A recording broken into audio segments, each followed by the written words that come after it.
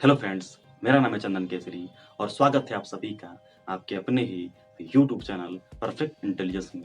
दोस्तों, आज के इस वीडियो में हम बायोलॉजी का एक बहुत ही अच्छा चैप्टर जीवों के वर्गीकरण के बारे में हम आज पढ़ेंगे। दोस्तों, आज बायोलॉजी का सबसे फर्स्ट चैप्टर स्टार्ट कर रहा हूँ, यानी लेसन 1 से स्टार्ट कर रहा हूँ और मुझे आशा ही नहीं बल्कि पूरा विश्वास है कि इस वीडियो को देखने के बाद इस चैप्टर से आपको हर एक चीज़ समझ में आ जाएगा और हर एक चीज़ बताने की मैं इस वीडियो में कोशिश करूँगा। तो वीडियो को लास्ट तक ज़रूर देखिएगा। इसके बाद चैप्टर वाइज आपको हर एक वीडियो बायोलॉजी का मिलता रहेगा या फिर अदर सब्जेक्ट का भी चैप्टर वाइज मिलता रहेगा।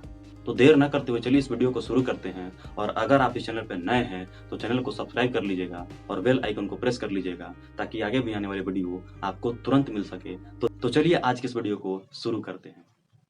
तो दोस्तों, जीव विज्ञान यानी हम लोग पढ़ेंगे क्या? तो जीवों का वर्गीकरण। देखिए हम लोग दोस्तों जीव विज्ञान पढ़ रहे हैं तो जीव विज्ञान के पिता किसको कहते हैं? तो जीव विज्ञान के पिता जो है अरस्तु को बोला जाता है और साथ ही साथ जंतु विज्ञान के पिता भी अरस्तु को बोला जाता है। यानी कि जीव विज्ञान के पिता अरस्तु और जंतु विज्ञान के पिता भी अरस्तु। देखिए अरस्तु ने संपूर्ण जीवधारियों को जंतु जगत और वनस्पति जगत में बांटा, यानी 2 वर्गों में बांट दिया। देखिए अब बात करते हैं हम लोग। देखिए जीव विज्ञान शब्द का प्रयोग सबसे पहले किसने किया था? तो जीव विज्ञान शब्द का सबसे पहले प्रयोग लेमार्क और ट्रेविरेनस ने किया था। लेमार्क जो कि फ्रांस के एक बहुत ही अच्छे वैज्ञानिक थे और ट्रेविरेनस जो कि जर्मनी के एक बहुत ही अच्छे वैज्ञानिक थे। तो जीव विज्ञान शब्द का प्रयोग लेमार्क और ट्रेविरेनस ने किया और जीव विज्ञान के जो पिता और जंतु विज्ञान के पिता अरस्तु को बोला जाता है। अरस्तु ने संपूर्ण जीवधारियों को जंतु जगत और वनस्पति जगत में बांटा। ठीक है। अब देखिए आधुनिक वर्गीकरण के पिता कैरोलस लिनियस को बोला जाता है, जो कि स्वीडन के एक बहुत ही अच्छे वैज्ञानिक थे। इन्होंने वर्गीकरण का शुरुआत कर दिया, मतलब चीजों को बांटना। ठीक है ना। तो आधुनिक वर्गीकरण के पिता कैरोलस लिनियस को बोला जाता है, जो कि स्वीडन के एक बहुत ही अच्छे वैज्ञानिक थे।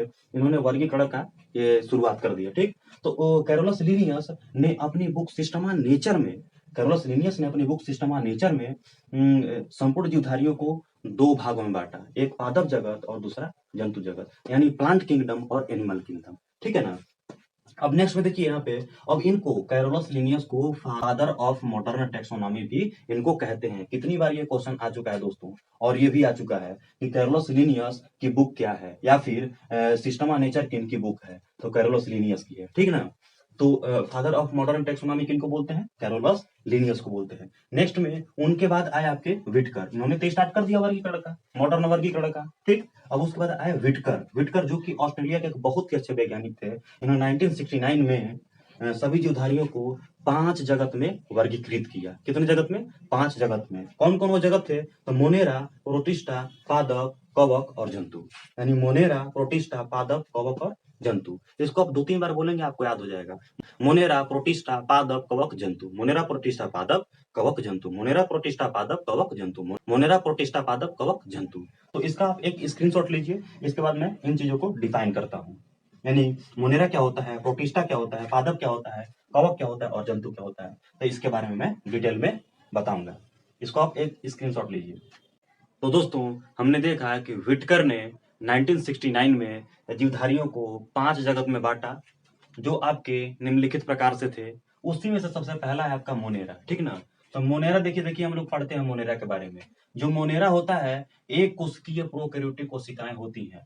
जो मोनेरा जगत में जो जीव होते हैं वो एक कोशिकीय प्रोकैरियोटिक कोशिकाएं होती हैं। देखिए एक कोशिकी का मतलब होता है एक सेल वाले। जैसे हम लोग हैं तो हम लोग में बहुत सारी सेल है ना।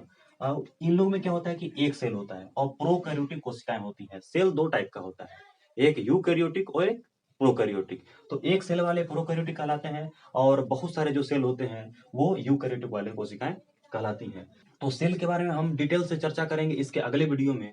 अभी सिर्फ हम ये समझते हैं कि जो मोनेरा होता है एक कोशिकीय प्रोकैरियोटिक कोशिकाएं होती हैं।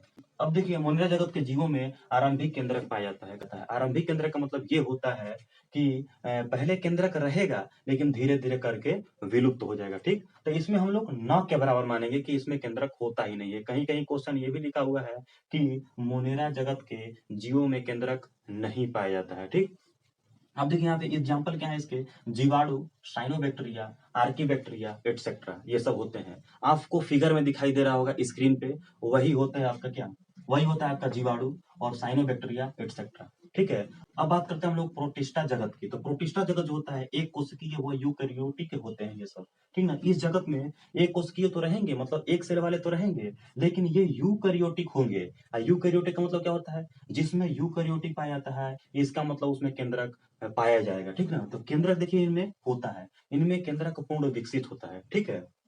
तो ये एक कोशिकीय होते हैं और यूकेरियोटिक होते हैं, ठीक। अब देखिए इसके एग्जाम्पल क्या है, अमीबा, यूग्लिना, पैरामीशियम एटसेट्रा, ठीक ना। इसके एग्जाम्पल क्या है, अमीबा, यूग्लिना, पैरामीशियम और एटसेट्रा।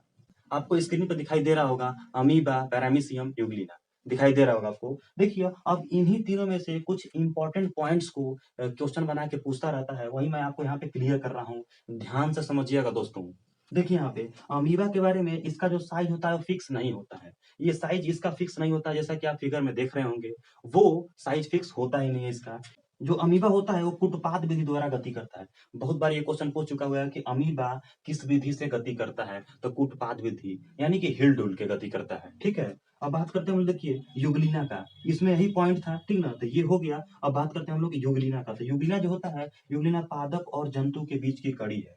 कहने का मतलब ये है कि वो उसको पादप भी हम लोग मान सकते हैं और जंतु भी मान सकते हैं। यानी उसमें क्लोरोफिल पाया जाता है थोड़ा सा, ठीक ना। तो क्लोरोफिल की वजह से वो दिन में प्रकाश संश्लेषण से खाना बना लेता है, तो वो क्या हो गया आपका पादप, ठीक। और रात में जानवरों को मार के खा लेता है, ठीक है। तो उसको हम लोग बोल सकते हैं पादप और जंतु के बीच की कड़ी, यानी उसको वो पादप भी है और जंतु भी है, ठीक। अगला बात करते हैं हम लोग, ये बहुत बार क्वेश्चन पूछा है दोस्तों। दूसरा बात करते हैं हम लोग, उसके बाद बात करते हैं हम लोग पैरामीशियम की। तो पैरामीशियम जो होता है वो चप्पल के साइज का होता है, जैसा कि आप फिगर में देख रहे होंगे, वो चप्पल के साइज के आकार का होता है, ठीक है। उसके बाद जो पैरामीशियम होता है वो हल्का हरा होता है, और हरा होने के वजह से उसको हरा प्रोटोजुआ भी बोलते हैं, ठीक। तो ये कितनी बार पूछ चुका हुआ है कि हरा प्रोटोजुआ किसको बोलते हैं, तो किसको बोलते हैं, पैरामीशियम को बोलते हैं, ठीक है। अब अगला बात करते हैं हम लोग कवक का। कवक को इंग्लिश में फंगी बोलते हैं, ठीक। इसके अध्ययन को माइकोलॉजी बोला जाता है, इसके अध्ययन को माइकोलॉजी बोला जाता है।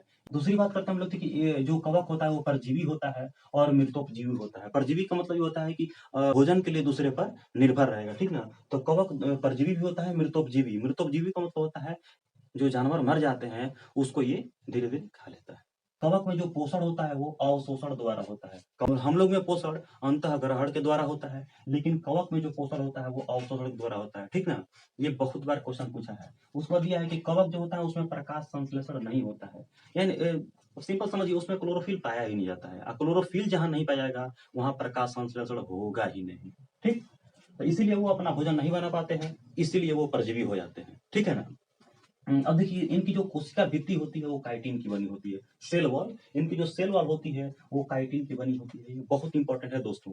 उसके बाद ये नमी वाले स्थान पर पाए जाते हैं। नमी वाले का मतलब होता है जहां पर ह्यूमिडिटी होती है, थोड़ा थोड़ा ह्यूमिडिटी होगा ना, जहाँ पे थोड़ा थोड़ा पानी की मात्रा होती है वहां पे ये उग जाते हैं। तो देखिए इसका एग्जाम्पल क्या होता है, Rhizopus, penicillin, mushroom, east etcetera. देखिए कुछ इंपॉर्टेंट पॉइंट है। मशरूम जो होता है, मशरूम में प्रोटीन की मात्रा अधिक होती है, बहुत प्रोटीन पाया जाता है मशरूम में, ठीक। अब यह कवकों में जो भोजन होता है ग्लाइकोजन के रूप में होता है। कवकों में भोजन ग्लाइकोजन के रूप में रहता है। बहुत बार ये भी क्वेश्चन पूछा है दोस्तों। अब देखिए बात करते हैं, ये कवक तो हो गया, बात करते हैं हम लोग प्लांट का यानी पादप का, ठीक ना, पादप जगत का। तो जो पादप जगत होते हैं वो रंगीन और बहुकोशिकीय होते हैं। अब देखिए हम लोग इधर बात कर रहे थे एक कोशिकीय का, यहाँ पे बहुकोशिकीय आएंगे। कहने का मतलब है मल्टी सेलुलर, ठीक ना। तो ये रंगीन होते हैं, रंग देखे ही रहते हैं आप, प्लांट का हरा हरा होता है, और हरा होने की वजह से उनमें क्लोरोफिल पाया जाता है। क्लोरोफिल पाया जाएगा तो उनमें प्रकाश संश्लेषण होगा, और प्रकाश संश्लेषण होगा तो अपना भोजन स्वयं बना लेंगे, ठीक। तो दूसरे में क्या दिया है कि यूकैरियोटिक होते हैं। अब भाई बहुकोशिकीय हैं तो यूकैरियोटिक होंगे ही। अब देखिए इनमें क्लोरोफिल पाया जाता है, जैसे कि मैंने बताया आपको, क्लोरोफिल पाने की वजह से ये स्वपोषी होते हैं, अर्थात अपना भोजन प्रकाश संश्लेषण से ये स्वयं बना लेते हैं, ठीक ना। तो हमने आपको बताया था। अब इसके देखिए एग्जाम्पल क्या है कि शैवाल, मॉस, बीज वाले पौधे एटसेट्रा। शैवाल क्या होता है, तो शैवाल के अध्ययन को फाइकोलॉजी बोलते हैं। इसके बारे में हम अगली वीडियो में बहुत ही डिटेल से चर्चा करेंगे। अभी फिलहाल ये समझिए कि शैवाल जो होता है वो पादप में आता है। दूसरा मॉस, काई आप देखे होंगे, काई। तो इसका आप एक स्क्रीनशॉट लीजिए। इसके बाद जंतु जगत बचा है उसको हम बताते हैं। तो दोस्तों हमने 4 जगत पढ़ लिया, मोनेरा, प्रोटिस्टा, पादप, कवक। अब 5वें जगत की बात करते हैं हम लोग, यानी जंतु जगत की। देखिए जंतु जगत का दूसरा नाम क्या है आपका, मेटाजुआ, ठीक ना। जंतु जगत को इंग्लिश में एनिमल बोलते हैं, और आपका ये दूसरा नाम इसका क्या है, मेटाजुआ है। तो बहुत बार ये भी पूछा हुआ है कि जंतु जगत का दूसरा नाम क्या होता है, तो मेटाजोआ भी उसको बोलते हैं। दूसरी बात यह है कि भोजन का यह अंतःग्रहण करते हैं। जो जंतु जगत के जो जीव होते हैं वो भोजन का अंतःग्रहण करते हैं। हम लोग भी क्या करते हैं, अंतःग्रहण करते हैं, तो हम लोग भी जंतु में आ जाएंगे। देखिए, ये यूकैरियोटिक होते हैं और बहुकोशिकीय होते हैं। यूकैरियोटिक और बहुकोशिकीय और परपोषी होते हैं। बहुकोशिकीय मतलब कि ये मल्टी सेलुलर के होते हैं, ठीक ना। ये परपोषी होते हैं। परपोषी का मतलब अपना भोजन स्वयं नहीं बना पाते हैं, अपने भोजन के लिए दूसरों पर निर्भर रहते हैं, इसी को परपोषी बोलते हैं, ठीक। ये यूकैरियोटिक होते हैं और बहुकोशिकीय होते हैं। इनका एग्जाम्पल क्या है, उभयचर, सरीसृप, हाइड्रा एटसेट्रा, ये सब आते हैं। उभयचर में आपका उभयचर जो होता है एम्फीबिया वर्ग के जंतु। तो एम्फीबिया में आएंगे आपके मेढक उडक आ गया, जो आपका पानी में भी रहेगा और जमीन पर भी रहेगा। दूसरा सरीसृप, तो ये रेंगने वाले जो भी होते हैं वो सरीसृप कहलाते हैं। हाइड्रा आप देखेंगे समुद्र में मिलता है। अब देखिए, कुछ जीवों के वैज्ञानिक नाम, कुछ जीवों के वैज्ञानिक नाम भी पूछता है, तो लिनियस ने कुछ जीवों का वैज्ञानिक नाम भी दिया हुआ है, जैसे साइंटिफिक नेम। तो मनुष्य का क्या है आपका साइंटिफिक नेम, तो होमोसेपियंस, मनुष्य का होमोसेपियंस है। मेढक का क्या है आपका, तो मेढक का है राना टिग्रीना, राना टिग्रीना। देखिए दोस्तों, बहुत सारे वैज्ञानिक नेम है, बहुत सारे जीवों का वैज्ञानिक नेम है, लेकिन मैं इंपॉर्टेंट ही बता रहा हूँ जो कि इंपॉर्टेंट है एग्जाम के लिए। तो मेढक का क्या हो जाएगा आपका साइंटिफिक नेम, राना टिग्रीना। और बिल्ली का हो जाएगा आपका क्या, फेलिस डोमेस्टिका।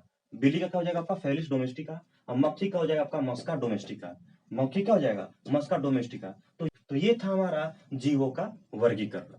तो दोस्तों, आपको लगता है कि मेरा चैनल आपको थोड़ा सा भी नॉलेज दे पाता है, तो वीडियो को प्लीज शेयर किया कीजिए और चैनल को सब्सक्राइब किया कीजिए। तो आज के लिए इतना ही, मिलते हैं अगले वीडियो में एक नए टॉपिक के साथ। तब तक के लिए जय हिंद, जय भारत।